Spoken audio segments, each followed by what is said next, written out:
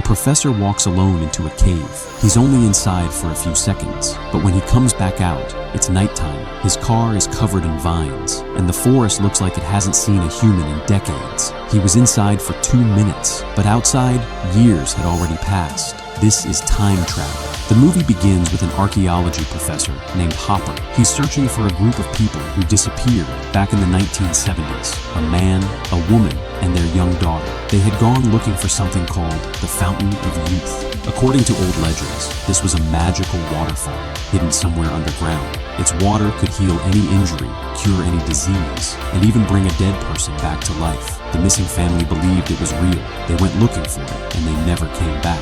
Hopper has come to a remote area in Texas to find out what happened to them. He tells his 2 assistants, Taylor and Jackie, to stay behind. The area is dangerous, and he doesn't want them getting hurt, so he goes alone. While walking through the forest, Hopper finds an old van. It looks like it's been sitting there for decades. He searches it and finds a diary inside. Inside the diary is a photo, and when he looks closely, he recognizes the faces. The missing couple is his own parents, and the little girl is his sister. Hopper had come here to search for his family. He keeps searching the area and finds a cave on a nearby hill. When he steps inside, he sees something strange. A man dressed like an old cowboy, standing completely still, like a statue. Hopper calls out to him. No response. The cowboy doesn't move at all. Hopper slowly moves deeper into the cave. He ties a rope near the entrance, just in case he needs to climb back out. A little further in, he walks through a strange, invisible wall. It feels damp, like crossing through a thin curtain of cold air. He doesn't think much of it and keeps going.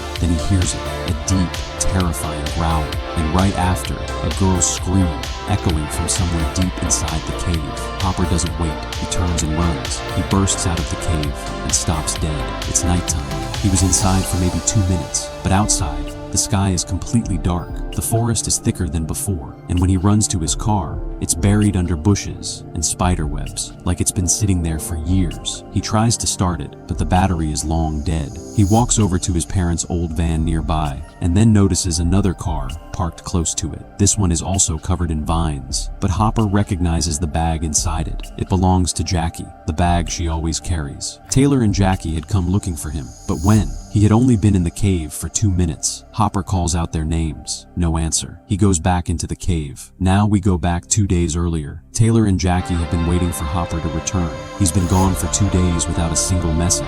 Worried, they decide to go find him. They don't have a car, so Taylor reaches out to a girl named Kara, who agrees to lend her dad's Jeep, but only if she and her younger sister, Vives, can come along. A kid named Furby also joins them because he and Vives are working on a school project together. They all lied to their parents. They said they were going to a swimming spot called Hamilton Pool. Then they drove out to the forest where Hopper had gone. When they arrive, they find the old van. They search it and discover the same photo Hopper had found, the missing couple and their daughter. On the back, it says Hopper's family, so now they know. Hopper wasn't just doing research. He was looking for his own parents and his sister. Near the van, they find a rope tied to a tree. It disappears into the bushes. They follow it to a cave. Jackie goes in first. She looks down and sees a deep drop, like a long tunnel going straight down into the earth. The rope hangs over the edge and disappears into the darkness below. They pull the rope up. The bottom end looks torn, like it snapped from the weight or was cut by something. Jackie says they need to go down. Hopper might be at the bottom. Everyone agrees, except Furby. He's scared of the dark and the bugs inside the cave, so he stays outside. He gives them a GoPro camera to record the adventure. Jackie leaves a bag of food and water with him, and a walkie-talkie so they can stay in contact. The group starts climbing down into the cave. Along the way, Kara passes through the same invisible, damp wall Hopper had walked through. She notices the temperature feels different on the other side. Strange, but they keep going. At the bottom, they look around the dark cave, not knowing what to expect. Then the howl hits them. The same deep, terrifying growl Hopper had heard. It bounces off the walls from somewhere far below. They panic. They grab the ropes and start climbing back up.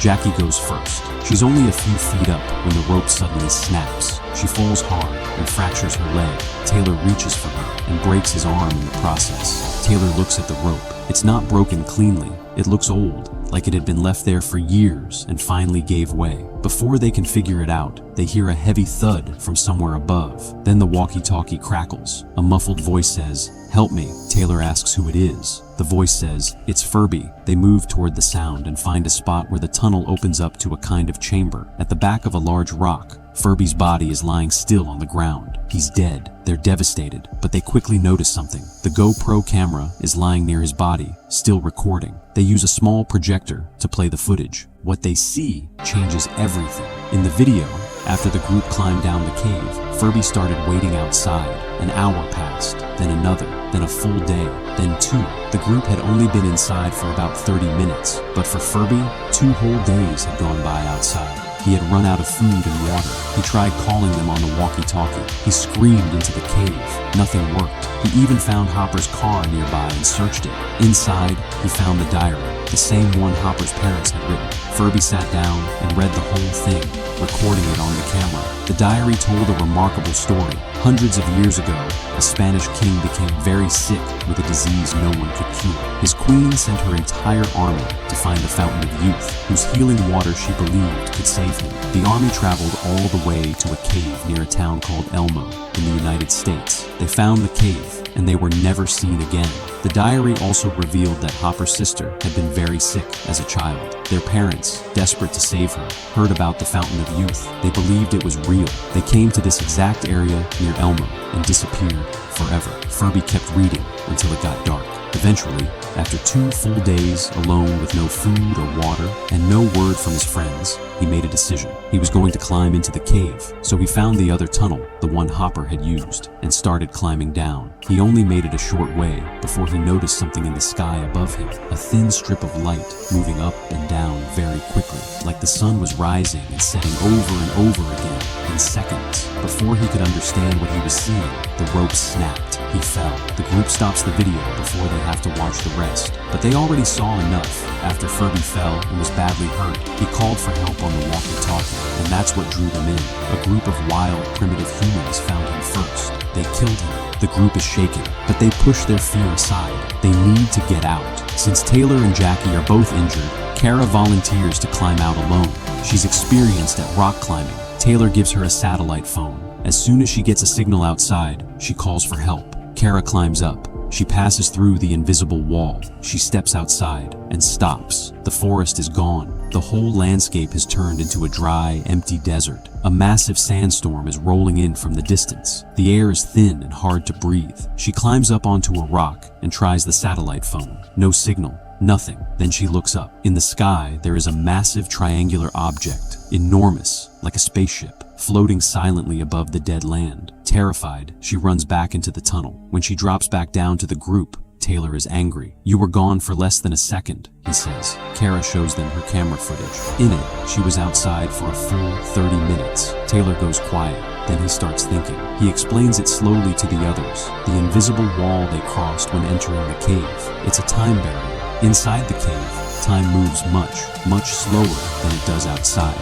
That's why Furby waited 2 full days while they were only inside for 30 minutes. That's why Kara spent 30 minutes outside while only a second passed for them. That's why Hopper's car aged years in the time he spent inside. The ropes didn't get cut, they just got old. Then Vives goes back to Furby's footage and looks more carefully at that strange strip of light in the sky, the one he saw before the rope snapped. She studies how it moves. The light is the sun. It's rising and setting so fast that it looks like a flickering strip. But she notices something else. Its path in the sky shifts slowly, from north to south and back again. That's not days passing, that's seasons, full years. She does the math. Every 4 seconds inside the cave, 1 full year passes outside. They've been inside the cave for about an hour.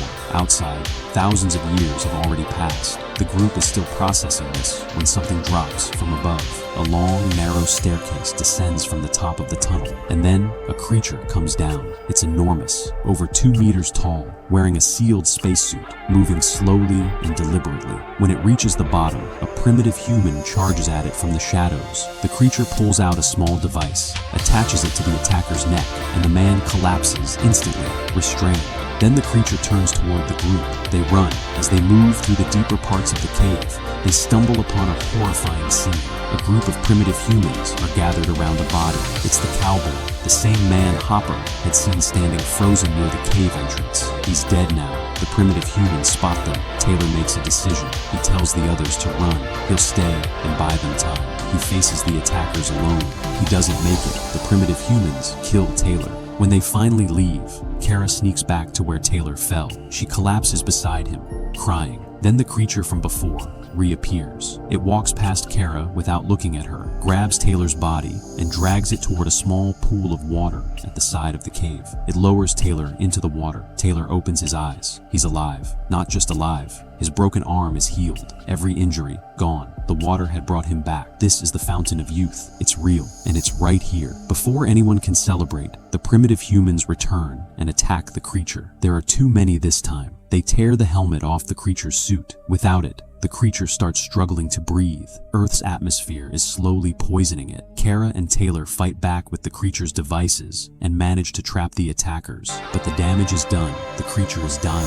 Before it dies, it presses a button on its helmet. A holographic screen appears in the air. It shows news reports, but from the future. The reports say that Earth became impossible to live on. The air, the soil, the water, all gone. Humanity built a massive triangular spaceship called the Ark and moved everyone left on Earth to Mars. The Ark is the object Kara saw in the sky, and then it hits them. The creature isn't an alien, it's a human, a descendant of the humans who left Earth for Mars thousands of years ago. After generations of living on Mars, their bodies changed. They grew taller, their arms lengthened, their biology adapted to the Martian environment. They had come back to Earth to conduct research and to collect samples of the healing water from the Fountain of Youth. But their bodies could no longer breathe Earth's air. The creature dies. Taylor moves deeper into the cave to keep searching. And there, lying injured on the ground, is Hopper. Hopper is weak. He can barely speak, but he points ahead. In front of them is another invisible wall, deeper inside the cave. And beyond it, everything is frozen completely still. Time inside that wall moves so slowly that nothing seems to move at all. Behind the wall stands the waterfall, the true fountain of youth, and in front of it, a battle, completely frozen in time. On one side, the Spanish army that disappeared centuries ago. On the other, the primitive humans who had been living in these caves for thousands of years. Both groups had been fighting over the water, and both had become trapped inside the deepest time barrier, frozen forever. Standing among the frozen figures is a young girl. Hopper says, "That's my sister." She had tried to run from the primitive humans, crossed into the deep barrier, and became frozen in time. Hopper had arrived, found his parents already dead, and was too injured and too broken to save her. Taylor tells Hopper he'll carry him to the healing pool. Hopper refuses. He tells Taylor to take the others and get out. Taylor promises he'll come back.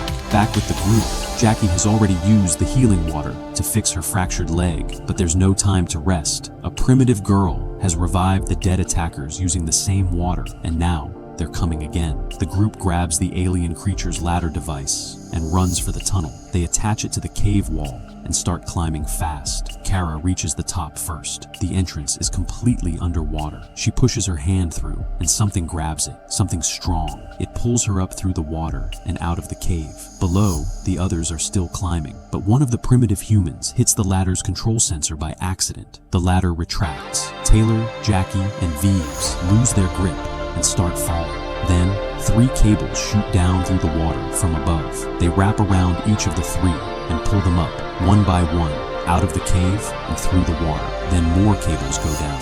They bring up Furby, Hopper, and Hopper's parents. When they surface, they're floating inside a large pool of water. The room around them is enormous and advanced, like nothing they've ever seen. Standing nearby are tall figures with long arms, the same kind of creature that had died in the cave. Furby and Hopper wake up terrified, but then they look across the room. Hopper's parents are already out of the water, and beside them, standing quietly, is his sister. And then Taylor, Kara, Jackie, and Vives walk in. They're smiling. They're all alive. They're on the Ark. the spaceship carrying the last of humanity through space. The evolved humans had created a portal at the cave entrance. When Kara was pulled through it, time went back to normal for her. But for her friends still in the cave, time was still moving at the cave speed, meaning every second for them was months for her. Kara had lived with these future humans for several months. She learned their technology, and when the time was right, she used it to pull everyone out. The Ark's healing pool, filled with water from the Fountain of Youth, brought back everyone who had died. Furby, Hopper, his parents, all of them alive. In the final scene, everyone stands together aboard the Ark as it moves through deep space. Earth, the blue planet, grows smaller behind them. There is nothing left for them there. Thousands of years have passed. Everyone they knew is gone. Everything they knew is gone. But they have each other, and somewhere out in space, a new life is waiting. And the movie ends. If you enjoyed this recap, don't forget to like and subscribe. We will see you in the next one.